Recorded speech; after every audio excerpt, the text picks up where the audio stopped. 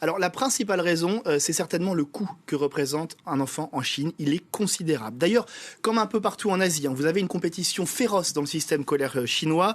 Alors les parents investissent des sommes considérables, que ce soit pour des cours du soir, des cours d'anglais, des cours de piano. Il faut vraiment que l'enfant soit le meilleur. Et ça a été encore accru, ce phénomène, par cette politique de l'enfant unique. Je vais le dire de façon assez crue, mais pendant longtemps, les Chinois ont dit « je n'ai qu'un enfant, je ne peux pas me rater », entre guillemets, je dois réussir à tout prix son éducation, parce que c'est lui également qui va financer en grande partie ma retraite plus tard. Et donc, on a investi massivement sur l'enfant. Et ça, c'est vraiment ancré dans les mentalités. Ce qui fait qu'aujourd'hui, financièrement, tout simplement, beaucoup de parents qui investissent énormément d'argent dans leur enfant ne peuvent pas se permettre d'en avoir un deuxième. Ça, c'est l'une des raisons. Et puis, il y a également l'émancipation des femmes, les changements des mentalités. En Chine, la femme, aujourd'hui, notamment dans la classe moyenne urbaine, ne veut plus être seulement la personne qui est associée à la maternité. Beaucoup pensent aujourd'hui à leur travail, à leur carrière. Et donc, d'ailleurs, le mariage, l'âge moyen du mariage recule, ne cesse de reculer d'année en année.